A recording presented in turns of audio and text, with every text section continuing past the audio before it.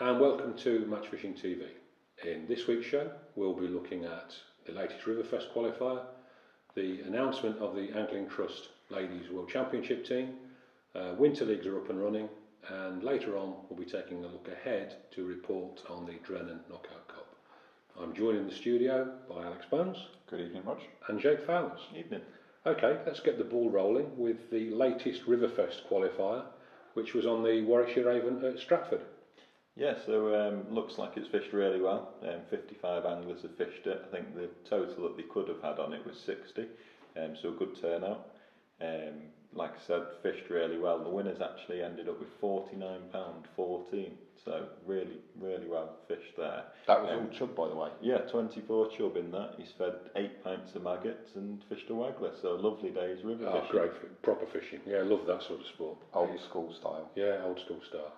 Just spray it, just keep running the waggler down, and you don't need many bites when they're those big zoo creatures. Still as good today as ever, though? Absolutely, and you know, with the rivers being low and clear as they are at the moment, certainly the rivers in the Midlands. So I was looking at the Warwickshire Avon on Friday. I was down at Evesham for a festival meeting, and you look at the rivers and you think that's going to be tough. But if you draw a chub peg, you know, suddenly you can have a real red letter day. But that's a good day out, isn't it? You know, there's a lot of commercials not knocking them, brilliant for what they are. The anglers who fish them, certainly the regulars and, you know, the top flight anglers are really in tune with it. But there's a lot to be said for going and blasting in pouch after pouch of maggots in there and just running a waggler down. I remember Dave Harrell always used to say that you could go to the Warwickshire Avon on the stretches where there were chub to 3 and 4 pound. You had to bear in mind that you might only be fishing for half a dozen bites, and half a dozen bites could win you the match. But it's just a case of having the confidence to do it, and it works. You know, it works all over the place. The Neen has got a really good head of chub on it, and if you have the confidence to, you know, sit there or stand there and fish for them to the exclusion of everything else, which is obviously what Martin's done, and he's through to the final of Riverfest. Alan Stevens was second. Yeah, and he qualifies as well. Another decent weight though, 25 odd pounds. Yeah, and again that was chub on the waggler, so it looks like the chub have been feeding a bit that over the weekend. But it's not all been about chub. In the same sections, James Robbins has had £16 of hemp roach. So again, what a lovely day's fishing that is. Yeah. Now you're talking. Yeah, well, no, in all honesty though, Alex, although I used to, you know, I probably made my name catching roach on the seed, chub fishing with the waggler was always my favourite way of doing things, because you really can be single-minded. And you might blow out occasionally, but I always used to think that there's going to be an odd chub in pretty much any reasonable river peg. And when the leaves start falling, as they are now, that's when the waggler and maggot, or the waggler and caster, really comes into its own. So, no, I mean, that's 2 class anglers have qualified with 2 decent weights. And Mike Bedding also qualified. Yeah, so unfortunately, despite James's efforts there with £16, he didn't qualify because of the way that it's done. Yeah. So it's split into 3 zones. Yeah. And James was actually second in his section with his weight. So Mike Bedding won his zone, £11.2, and he's caught chublets and roach on the pole. So he's had a nice day's fishing as well. Yeah, no, it's Riverfest really has captured the imagination. I'm surprised only 55 fished it actually. Yeah, so even it's been a really well fished event, hasn't it, so far this year? There's only 3 left now. Yeah. But yeah, even having 5 missing, obviously it's a bit of a sort of down point, but yeah. Was that 5 tickets not sold, you know? No, I think when I looked through, so it's done in similar to the Fishermania sort of qualifier layout. When I looked, I'm pretty certain they were all sold out. People just haven't made it. Yeah, that's it. Breakdowns and things grow up, don't they? Yeah, absolutely. So no, well done Martin, well done Alan, well done Mike. Best of luck in the final to all of you. Okay, the England ladies team has been announced. Yes. I saw a Facebook feed from Kaylee Smith, big grin on her face, so I knew she was in. And who else has made it? So the team for this, they did an assessment day on the Stainforth and Keighley Canal. And from that, it's Samson, Abby Kendall, Julie Abbott, Helen Dagnall, Kaylee Smith, as you rightly said, and Emma Pickering, who has been away for a couple of years, sort of life events, and so she's not been in the squad for the last couple of years. She's made a comeback.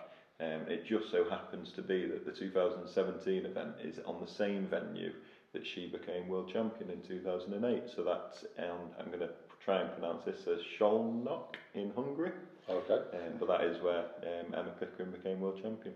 Good angler, Emma. Oh, very good. You're right, she's had a couple of years out of the limelight, but she's a chip off the old block. Yeah, that's a good lineup as well. The anglers, that Jake's just reeled off there as well. They're a good mix of talent there. Yeah. They're a really capable team. So, okay, well, best of luck to the ladies. Hungary, here you come. Okay, let's go talk about first of the winter leagues we've got to go through, and this is the Upper Thames division, which was fished on the Bristol Haven down at Chippenham. Andy Jane won it, 22-10. Yeah, so again, it looks like some chub have turned up.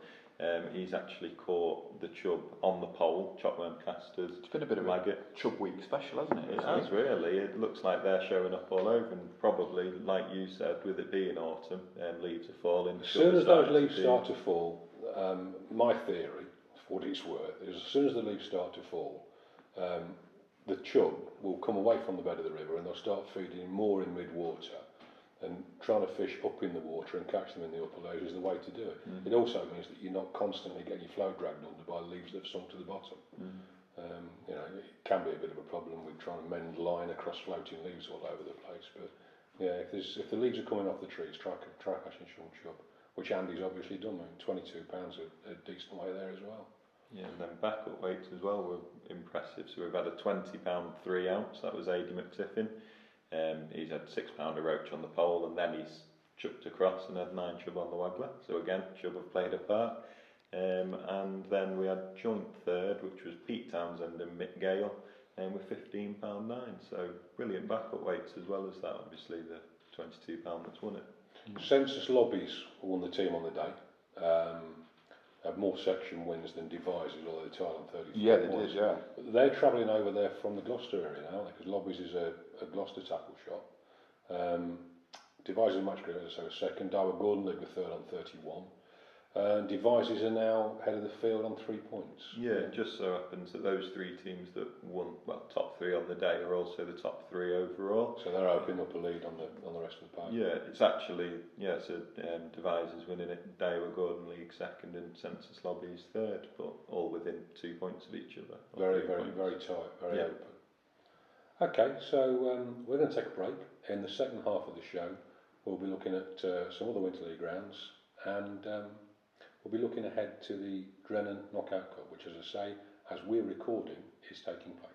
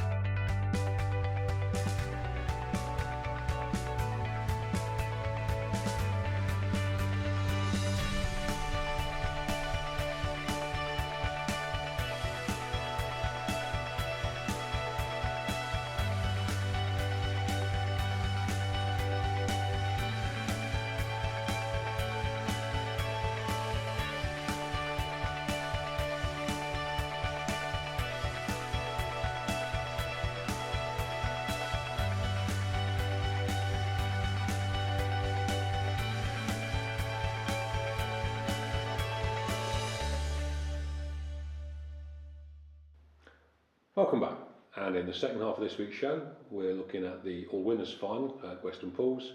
We'll be having a quick chat about the East Midlands Winter League, and as promised, looking ahead to the results of the Drennan Knockout Cup. Okay, Jake, Weston Pools, the All Winners final, you were there. Yeah, so really good event. So basically you've got to qualify on one of many matches throughout the year at Weston Pools.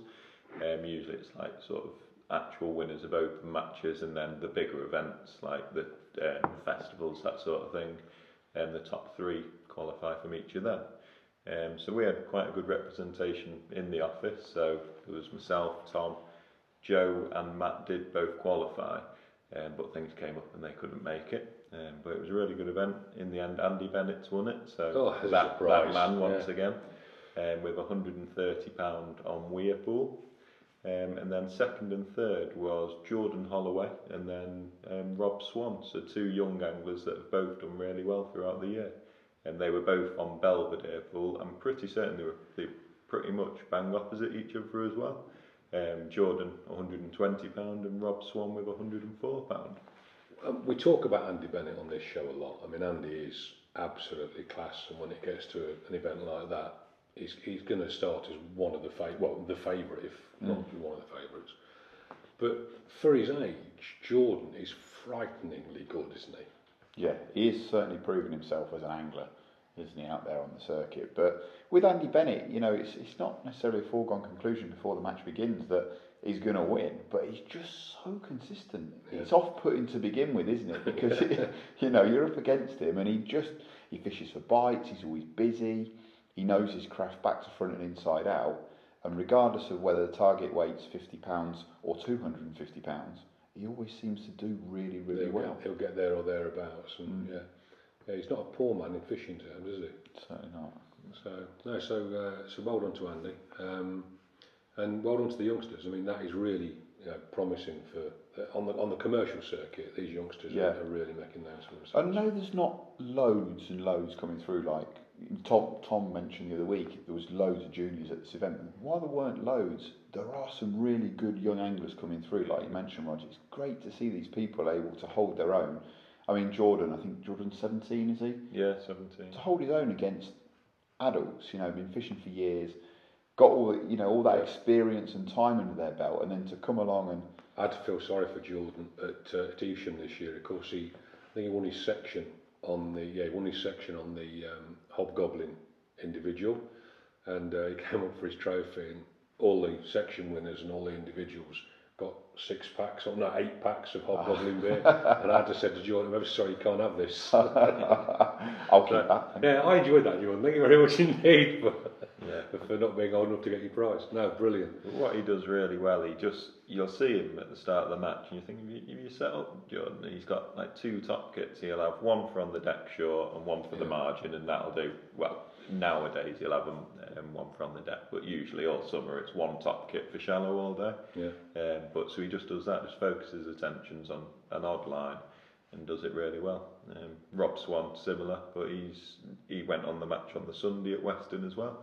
Came second in the match on that, 9 ounce off winning it. So 2 days in a row he's framed in big matches really. So another really good young angler. I used to have to rely on pocket money at that age. Yeah. It's some things are just wrong. Okay, now my old stamping ground, the East Midlands Winter League, they had the second round yesterday on Tidcote, and although results are a bit sketchy at the moment, we know that Mark 1 Census won it. We know that Hot Rods finished third. There's a rumour that Stanjay finished second. So, Caroline, if you can get us the results in early, we can get the boys on the show. But the thing that caught my eye about this was like Winter League fishing olden days.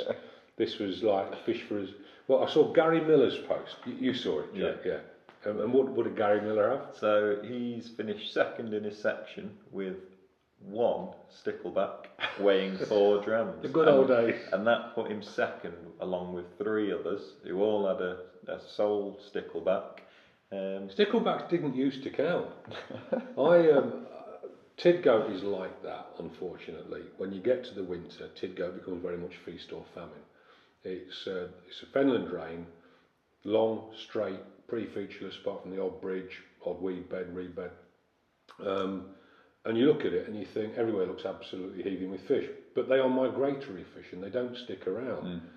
So you can get to your section. I remember winning my section on there with a roach fry. It was back in the old days when my wife used to come to all the matches with me, and she'd curl up under the umbrella behind me. And on this particular day, it was snowing, and she was trying to keep warm under an umbrella behind me, and I won the section. The only fish caught was this roach I had on half a squat next to a keep there. I remember Pete Wills, who now fishes for Mark 1. Peter got to his peg and he said, I sat down, I got set up. He said, I looked down at my keep there, it was clear. He said, there was a 4 ounce perch next to my keep there. He said, and I'm sitting there waiting for the all in. He said, they're shouting all in at 10 o'clock. He said, the perch swam off. I mean, it really can be awful. I mean, I think 8 of the sections were very, very good. You know, there's plenty of fish there to be caught.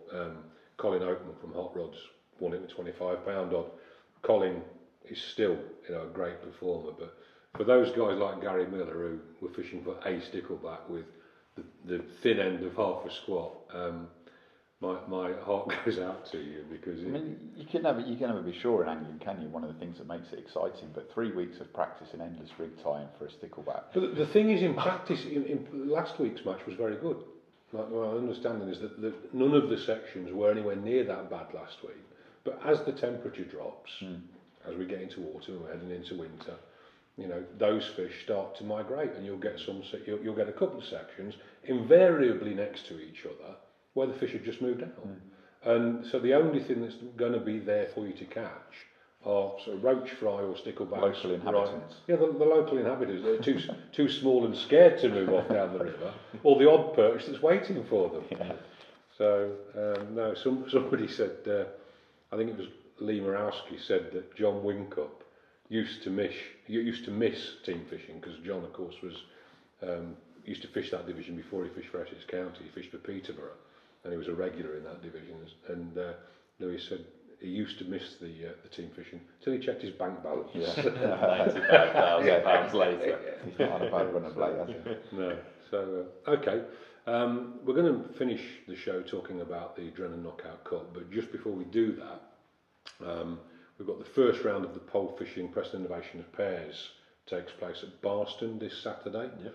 And when we started recording, there were only 5 places left for this Saturday's match. When we stopped for a break, there were only 4 places left. So if you want to fish Barston on Saturday in the Preston Innovations pole fishing pairs, get on to shop@dhp.com straight away, and you might grab one of the few remaining places for that round. Okay, the Drennan Knockout Cup draw this morning. Obviously, Tom and Matt and Joe are all over there, and next week's show we will have extended highlights from that on Match Fishing TV. But how did the draw stack up, guys? Good. I mean, this is a fantastic final. Every year it's one of the key things in the calendar as an individual angler, that, you know, it's something they really do want to win. It's something that goes on your portfolio. It's just, you've done it, you've achieved it, and it's a big payout, fantastic accolade. Yeah, this is £5 to the winner, plenty of money to pick up along the way. The format again for this year, same as last. So we've changed things about slightly over the last few years, maybe trying a couple of different pools, because it used to be that we had one day on the River Wye, one day at the Docklow Pools Complex, but now both days at Docklow. And last year and this, both days on the Match Lake. So you got pegs 6 and 8 on one side, and 24 and 26 on the other. So for day one, the anglers draw, fish their respective pegs. So basically, you've got 4 corners of a rectangle. And they switch for day 2. The pegs are almost in the middle of the lake, on either bank, facing each other. So nobody should have an end peg advantage. Exactly. They're facing each other, drawing each other's fish. So. And so last year, match fishing editor Tom Scully took home the honours. You'll be wandering around today, telling people how to do it, won't you? Yeah. You'll be filming them and saying, you don't do it like that. No, exactly. Okay, so how did the draw go this morning? So we've got Ian Dickett, former finalist, former winner, on peg 6, Robbie Griffiths on peg 8, Warren Martin on 24, and Steve Barraclough on 26. So they're the 4 anglers. It's going to be a really spicy final, isn't it? It's going to be definitely. 4 absolute class act anglers. Diddy's the only one of them that I know, to be honest. Yeah. And tomorrow they swap over, yeah? They do. Yes, they'll have a draw just for the opposite bank. The only pegs they're able to draw. One of the 2 pegs that they didn't draw today. Yeah, and it's an accumulation of weight.